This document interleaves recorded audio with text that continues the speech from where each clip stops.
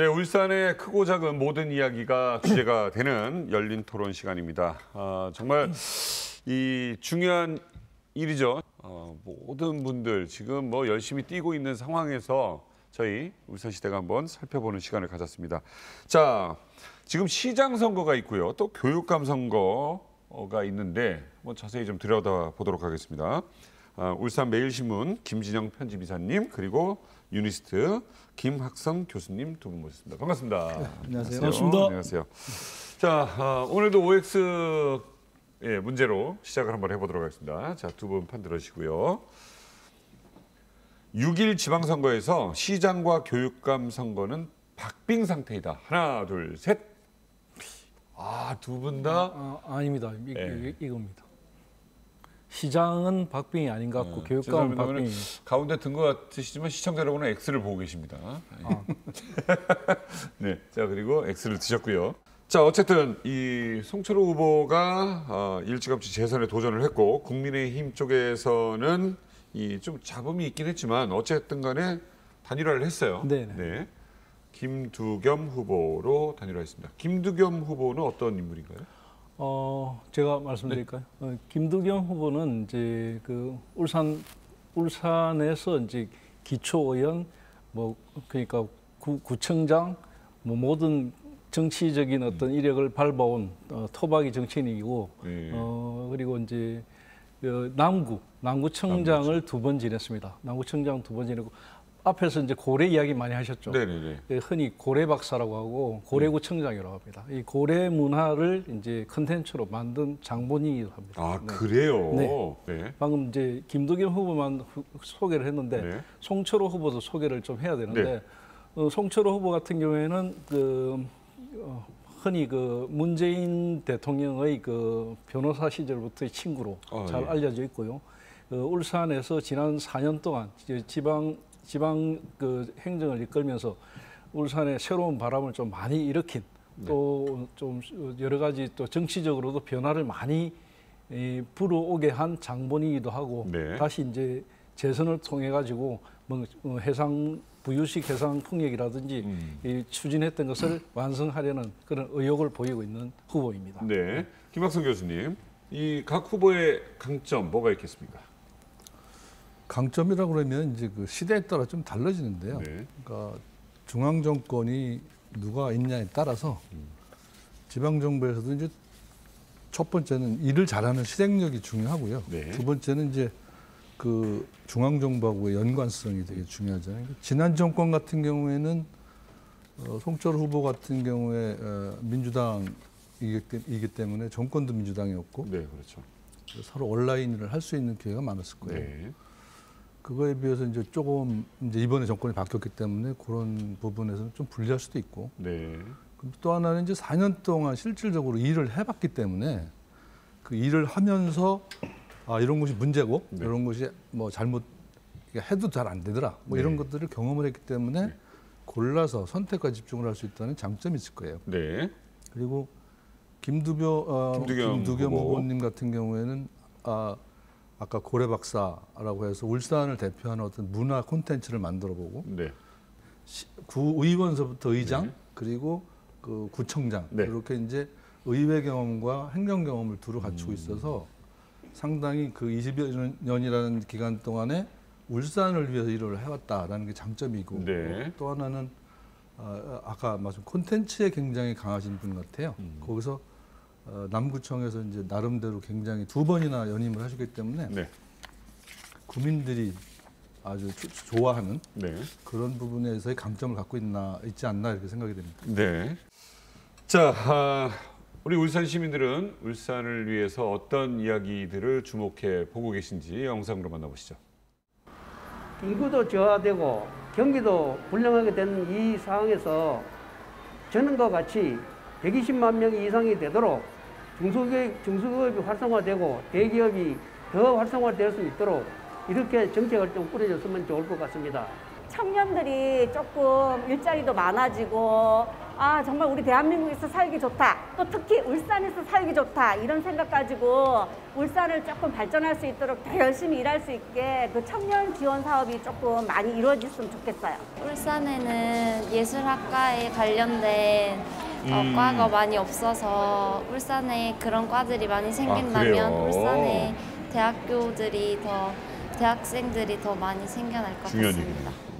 두 후보 모두가 울산 발전을 위해서 일하겠다라고 이야기를 했습니다마는 주목할 만한 공약이 있다면 어떤 게 있겠습니까? 제 두 분의 공약을 이제 쭉 살펴봤어요. 네. 볼 기회가 사실은 그게 많지 않아가지고 발표된 자료만 가지고 봤는데요. 제가 보기에는 두 분 다 너무 현실적인 공약만 하셨더라. 그래서 어떤 말씀이세요? 이게 이제 적어도 5년 안에 네. 내가 시장이 되면 5년 후에는 이런 울산을 만들겠습니다.라고 하는 청사진이 없어요. 네. 두 분 다. 그냥 세부적으로 아까 좀 말씀 세부적인 것들 나열해 놨더라고요. 네. 그래서 시장님이 되신다고 하면 적어도 울산의 미래를 위해서 산업 수도였거든요. 이 산업 수도를 탈환하기 위해서 이런 일을 해서 5년에는 이렇게 돼야 되겠다라고 하는 청사진이 없다라는 게 특징이었고요. 그렇지만 그래도 이제 그 송철호 후보 같은 경우에는 여러 가지 중에서 강소기업 2,000개를 만들겠다. 네. 울산이 이제 대기업 중심이다 보니까 강소기업 2,000개를 만들어서 산업 구조를 재편하겠다라고 하는 공약을 해서 그것은 좀 주목할 만했고요. 네. 김두겸 후보의 공약 중에는 그 현재 3대 주력 산업이 있는데요. 네. 그 3대 주력 산업에다가 4차 산업혁명 기술을 도입을 해서 산업 혁신을 주겠다. 이거는 교수님께서 늘 말씀하시던 거잖아요. 하는 얘기인데요. 그거를 또 얘기를 하셨고 아울러서 이제 그 울산에는 이제 그 일할 수 있는 고급 인력이 부족하다라는 얘기도 제가 많이 했는데 이번에 보니까 여기에 종합대학을 유치한다든가 또 유니스트에다가 의과대학을 신설한다든가 또 울산대학교의 의과대 제2의과대학을 만들어가지고 제2병원을 만든다든가 하는 것들을 그 공약을 해줬어요. 만나신 것 같은데요? 안 만났습니다. 그래서 이런 부분들은 요 조금 미래를 위한 준비를 하는 부분이 있구나. 그래서 그 미래에 대한 부분을 두 가지로만 저는 보면 하나는 기업형에 관련된 경제 미래, 하나는 인력을 위한 미래를 진짜 준비하기 위한 공약. 이 두 가지가 좀 특별하게 보였어요. 아니 김학성 교수님이 우리 울산시대에서 말씀하셨던 게 지금 공약으로 나와 있네요. 들으신 것 같아요. 우리 거 보신 것 같아요.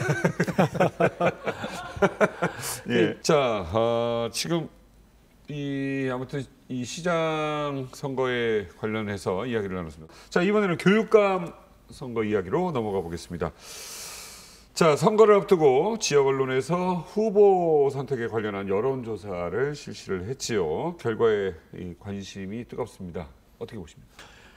네, 이 교육감 선거 같은 경우에는 이제 후보가 결정된 게 얼마 안 됩니다. 그러니까 한 분은 지금 현직에 있던 그 노키 교육감 같은 분은 이제 재선을 일찌감치 선언하고 계속 왔으니까 정해져 있었지만 도전하는 쪽은 그 여러 가지 다자구도가 형성돼 있었거든요. 그러다가 이제 불과 얼마 전에 단일화가 이루어졌습니다. 그러니까 이건 울산 교육감 선거의 역사상 처음 있는 일입니다. 그러니까 보수와 진보 후보의 1대1 구도가 처음으로 만들어진 거죠. 그 1대1 구도를 만든 상태에서 이제 여론조사를 하니까 의외로 이제 그 전까지는 진보 교육감이 상당히 높은 지지율을 받았는데 1대1 구도를 하니까 좀 양상이 달라지고 접전 양상을 보이고 있다. 이렇게 말씀드릴 수 있습니다. 자, 지금요 보수 단일화가 이루어지고 또 뭐 어쩌다 보니까 이게 보수하고 진보하고 양자 대결 형태를 띠게 됐어요. 더더군다나 이제 어느 당 색깔을 가지고 있는 후보냐. 이게 지금 교육에 관련된 공약에 집중하는 게 당연합니다만은 어쩌다 보니까 이제 당을 선택하는 경우가 지금 좀 돼버린 것 같아요. 그게 이제 교육감 선거는 정당을 색깔을 표방을 못하게 되어 있습니다. 정당에 가입도 안 되고 정당을 지지하는 정당을 드러내서도 안 되고 어떤 형태로서도 정치색을 배제하는 게 교육감 선거거든요. 그래서 지금 저희들이 진보다 보수다 이렇게 이야기했지만 네. 이건 정치적인 부분하고는 조금 다른 네. 진보 교육과 보수 교육을 이야기하는 것이고요. 네. 정치적인 색깔과 무관하다는 것을 다시 한번 말씀드립니다. 네. 그럼에도 불구하고 다 알잖아요. 그럼에도 불구하고 교육은 정치를 배제하고 있습니다. 네. 옳은 말씀이십니다. 자, 그럼에도 불구하고 과연 좀 영향을 미칠 것이냐 이 질문을 안 드릴 수가 없습니다. 영향이 있죠. 예. 아무래도 이제 저희가 뭐 옆발찌에다가 네. 무슨 당이다라고는 안 달고 나오지만 네, 뭐 누구 편이다라는 정도는 대부분의 사람들이 인지를 하고 그렇죠. 있거든요. 뭐 근데 이런 생각을 해봤어요. 투표를 하는데 6장인가 7장인가 찍어야 되잖아요. 네. 그래서 자기가 지원하는, 응원하는 후보한테 막 찍다 보면 적어도 다른 거 하나는 다른 데 찍어줘야 되지 않을까라는 암묵지라는 게 사람한테 있어요. 그게 이제 견제와 균형 심리라는 게 있거든요. 네, 네, 네. 그래서 어느 부분에서 혜택을 좀 받을 수 있지 않을까라는 예. 게 저는 생각이 되고, 그러니까 예를 들어서 행정 쪽에 시장, 구청장 이런 분들이 한쪽으로 몰리면 네.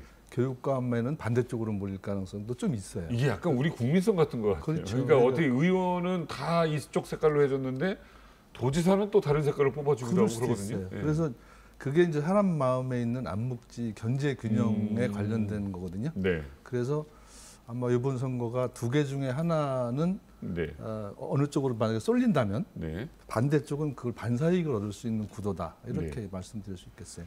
좋습니다. 자, 앞으로 4년간 이끌어갈 분인데, 자, 어쨌든 간에 지금 이 두 후보 지향하는 점이 조금씩 차이가 꽤 납니다. 네, 그러니까 이제 지금 4년 동안 네. 4년 동안 교육 행정을 이끌어왔던 노키 후보 같은 경우에는 역시 굉장히 내세우는 부분이 지난 4년 동안의 성과입니다. 네. 지난 4년 동안 울산 교육이 상당히 이제 전국적으로 표준화될 정도로 굉장히 위상이 높아졌다. 네. 예, 그리고 뭐 교육복지 네. 전국에서 처음으로 했던 일이 많습니다. 교육복지도 그렇고 이번에 공약으로 내세운 게 또 유치원 교육의 무상교육 뭐 이런 것도 이야기하고 있거든요. 그런 것을 주장하는 반면에 이제 김주홍 후보 같은 경우에는 네. 보수를 대표하는 후보이기도 한데 이분은 이제 대학에서 주로 이제 교수 생활을 쭉 하시다가 네. 이제 그 교육감 선거에 뛰어드셨는데 이분이 주장하는 이야기의 핵심은 겁니다. 진보 교육감의 4년 동안이 좌파 교육으로 너무 치우쳤다. 그러니까 이 좌파 교육으로 치우쳤던 울산의 교육을 바로 세워놓겠다. 이게 핵심입니다. 네. 네, 그러니까 완전히 색깔이 다른 부분이라고 할 수 있고요. 네. 그리고 울산의 교육이 어떤 보편이나 뭐 이런 쪽 뭐 진보 교육을 지향하다 보니까 수월성 교육에서는 많이 좀 치어져 있다. 네. 수월성 교육이라는 것은 우수한 아이들을 특별하게 많이 더 좋은 환경에서 공부시킬 수 있는 환경이거든요. 네. 그런 부분들을 좀 더 강화해갖고 학습권을 최대한 보장하겠다. 네. 이런 공약을 내세우고 있습니다. 서울도 지금 참 그 문제로 네네. 예, 똑같아요. 맞습니다. 전국 어디나 이게 과연 이제 이게 맞느냐 안 맞느냐 가지고 이야기를 하고 있는 거고. 저는 좀 그 말씀하신 거하고 관점이 좀 다른데요. 네. 두 분의 공약을 한번 비교해 봤어요. 비교해 주십시오. 똑같이 비교를 해봤더니 제가 보기에는 카피본이에요. 아, 무슨 말씀입니까? 두 분 공약이 똑같아요. 왜냐 그러면 지금까지 이제 그 진보와 보수를 나눴을 때 네. 진보적인 교육을 하신 부분을 예를 들어서 보수 쪽에서 나는 조금 전에 말씀하신 건 수월성 교육을 해야 되겠다라고 한다면 네. 지금 있는 교육 중에서 수월성을 위해서 난 이런 걸 하겠다가 나와야 되는데 네. 공약에는 없어요. 거기다가 뭐 유치원서부터 시작해서 초중등 교육에 그 소위 말해서 복지 쪽에 전부 다 맞춰져 있다고요. 네. 그 항목 대 항목으로 비교를 해보니까 거의 카피본이에요. 둘이 예. 거의 똑같아요. 그래서 저는 이번에 구도가 진보 대 이제 보수로 나눠졌기 때문에 진보는 어차피 평등 교육을 중심으로 해서 보편적 교육을 가져갈 거고 네. 그러면 보수 쪽에서는 네. 보편적 교육보다는 수월성 중심의 교육을 위해서 네. 예를 들어서 학교를 구성하고 있는 게 학생만이 아니라 선생님들이 주가 되는데 네.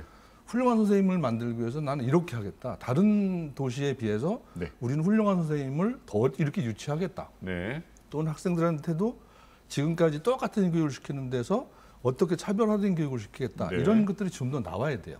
그래야 이게 보수 교육과 진보 교육의 어떤 경쟁이 되거든요. 네. 그래서 제가 공약을 살펴보면서 아직까지 너무 이게 그 인기 위주로, 네. 표 위주로 지금 현재 공약이 나오지 않았나 이런 생각을 좀 해봤어요. 그 부분이 왜 그러냐면 사실은 울산의 지금 교육감 선거 구도가 어떤 방금 말씀하신 어떤 세부적인 그 교육 정책의 공약 대결 이런 쪽보다는 보수와 진보라는 또 이념 대결 비슷한 양상으로 지금 흐르고 있거든요. 네. 그래서 좀 더 그런 부분이 있지 않나 싶습니다. 그거는 이제 이번 기회에 우리 울산 시민들께서 물론 이념도 중요하지만 네. 먹고 살고 우리 자식들이 앞으로 잘 되는 게 더 중요하니까 이념보다는 현실적으로 좀 돌아오셔가지고 네. 두 분들을 좀 잘 보고 네. 우리 아이들이 어떤 교육감 밑에서 크면 나중에 잘 되겠다라는 네. 관점에서 한 번만 더 생각해 주셨으면 좋겠어요. 네, 뭐 바람직한 생각입니다. 지금 김학선 교수님 누구 지지하는지 약간 티 나는 것 같은데요? 아닌데. 그냥 드린 말씀입니다. 예. 자, 아무튼 지금 울산의 지속적인 발전을 위해서 가장 필요한 게 이 교육 문제입니다. 자, 시민들은 과연 어떤 생각을 갖고 계실까요? 먹는 게 좀 중요하다 보니까 좀 먹는 부분들을 물론 신경을 많이 쓰는 학교들도 있겠지만 그런 부분에 있어서 좀 더 다양하게 코로나 사태로 급식. 인해서 고등학교 1학년과 고등학교 2학년 생활을 제대로 못했기 때문에 추억이 적어요. 그렇기 때문에 추억을 많이 쌓을 수 있도록 야외 활동이나 여러 가지 추억을 쌓을 수 있는 활동들을 많이 할 수 있었으면 좋겠어요. 이제 학교 같은 경우에는 돌봄이 딱 저학년에 한정돼 있더라고요. 근데 이제 저학년 말고 고학년까지 돌봄을 좀 확대해서 또 여러 가정에서 좀 이용할 수 있게끔 했으면 좋겠어요. 네, 사실 울산에 보니까 맞벌이 하시는 분들도 많고 그러다 보니까 아이들 돌봄 관련한 문제에 대한 고민도 참 많으신 것 같아요. 근데 아이들 돌봄 같은 게 방금 네. 이야기하신 저 부분도 지금 교육감 선거에서 굉장히 쟁점이 될 건데요. 네. 울산시 교육감이 다룰 수 있는, 만질 수 있는 예산이 한 1조 6천억 정도 됩니다. 네. 근데 이제 돌봄 저런 부분들 교육 복지를 많이 늘리기 위해서는 아마 그 2배 정도 한 3조 이상의 그 예산이 있어야만 가능할 것이거든요. 네. 그런 부분이 좀 있고요. 지금 방금 이야기 우리 학부모들이 이야기했던 것 중에 제가 눈에 쏙 들어오는 게 뭐냐면 네.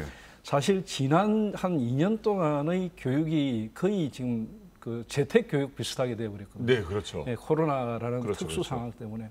그러니까 이 코로나 이후에 포스트 코로나의 교육을 어떻게 할 것인가 이건 이제 지금 새로운 교육감들이 고민을 좀 해야 되거든요. 네. 그런 부분에서 이번 선거에 그런 부분이 좀 안 나와 있다는 것, 이 부분이 네. 조금 안타까운 부분입니다. 예산 확보에 관련된 것도 예산 운용을 어떻게 투명하게 하겠다는 거 이런 거에 대한 게 좀 더 자세히 좀 잡혀 있는지 모르겠네요. 아니 근데 안타까운 게 교육 예산의 대부분이 인건비입니다. 네, 그러니까 뭐 교사 그렇죠. 월급 뭐 이런 인건비에 들어가는 돈이 예산이 대부분이거든요. 네. 그래서 사실은 교육감이 이제 그 교육 행정을 맡게 되면은 이게 울산 같으면 울산시 아니면 각 구청장들과 시장들과 이 교육 예산과 관련된 걸 많이 좀 지원을 받아야 하는 그런 상황입니다. 사실 교육감 관련한 선거가 예전에도 물론 뭐 관심이 있었습니다만은 특히 울산이야말로 다른 지역보다 더 관심을 갖는다라는 생각을 가졌습니다. 이게 울산의 미래를 결정할 수도 있는 이야기라서 더더욱 관심이 좀 있는 것 같습니다. 왜 그러냐면 울산의 교육은 흑역사가 엄청 많았어요. 그게 무슨 말씀이세요? 이것만 가지고 이야기해도 한참 되는데 온전하게 임기를 마친 교육감이 없을 정도였습니다. 그러니까 그런 것들을 울산 시민들이 잘 알고 있습니다. 자, 울산에서 이것만큼은 꼭 개선이 돼야 된다. 혹은 여러분들께서 이번에 투표하실 때 이 점을 중점적으로 좀 바라보시고 투표를 해라. 좀 조언을 해주신다면요? 유권자 입장에서 제가 네. 말씀을 드리자면 지방선거는 어쩌면 대선이나 총선에 비해서 우리 시민들에게 엄청나게 더 중요한 선거입니다. 왜냐하면 우리의 미래를 결정짓는 리더를 뽑는 선거이기 때문입니다. 그래서 늘 선거 때마다 되풀이 되는 그 지역의 정서, 갈라치기 문화라든지 정치적 유불리를 나누어 가지고 갈등 양상을 빚는 거 이런 게 이번 선거에서는 재현되지 않았으면 하고요. 특히 출마하신 분들은 시민들의 뭐 달콤한 이런저런 이야기나 공약 이런 게 중요한 게 아니고 시민들의 마음을 제대로 얻는 사람이 이번 선거에서 이긴다는 자세를 가지고 임해주기 바랍니다. 저는 이제 그 시민의 입장에서 투표를 할 때 네. 공약을 너무 많이 한 사람을 안 찍었으면 좋겠어요. 네. 그 4년 동안에 할 수 있는 일이라는 게 네. 굉장히 제한적이거든요. 옳은 말씀입니다. 그래서 나는 예를 들어서 내 4년 동안에 이것만은 반드시 하겠다. 네. 우선순위 딱 정해가지고 몇 가지만 딱 해서 이거는 변함없이 거짓말이 아닌 빌공짜가 아니라 실질적으로 하는 공약을 내가 만들겠습니다. 네. 라고 그것을 구체적으로 실행할 수 있고 그 다음에 어떤 예상까지 할 수 있는 네. 그러한 구체성을 가지고 실천력이 있는 사람이 시장이 돼야 네. 뭐 교육감도 마찬가지거든요. 네. 너무 많은 걸 이렇게 막 얘기를 해놔가지고 표만 맞아요. 얻으려고 하는 그러한 사람들은 네. 좀 안 뽑아줬으면 좋겠어요. 그 공약 건 거 사실은 아까 말씀하신 게 진짜 그 재밌으라고 하신 말씀이 아닌 게 같이 걸어놓고 이것저것 하다 보면 예전에 했던 거랑 지금 상대편이랑 다 섞어서 놓으면 거의 똑같이 비슷하게 나오거든요. 예. 추가로 좀 말씀하시고 싶은 거 있으십니까? 아무래도 이번 시장 선거는 지금 그 각종 여론조사들이 쭉 흘러나오고 있는데 네. 지금 유권자들의 생각이 상당히 좀 그 우리가 일반적으로 생각하는 건 좀 다르거든요.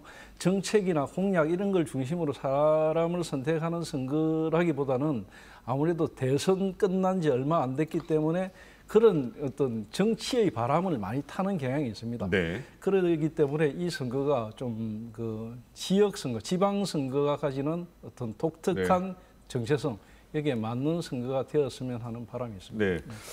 저는 그 시장 선거를 하면 뭐 대선 같은 경우에는 좀 다른데요. 시장 선거는 지역의 일꾼을 뽑는 일이기 때문에 어떤 조직을 운영함에 있어서 그 리더보다 큰 조직은 있을 수가 없어요. 네. 리더가 큰 뜻을 가져야 그 지역이 같이 커질 수 있거든요. 네. 두 분 다 훌륭한 분들이 나와서 경쟁을 하시는데 네. 다 로컬라이즈 되어 있습니다. 지역에 대해서만 너무 얘기를 하세요. 오히려 울산시를 글로벌 도시 다른 도시하고 비교해서 우리가 세계적으로 이렇게 좋은 도시를 만들 수 있다는 비전을 좀 제시해 주었으면 그게 지금 진짜 바라는 거예요. 중요한 말씀해 주셨습니다. 너무 감사합니다. 울산시대 두 남자 오늘도 멋진 토론을 해 주셨습니다.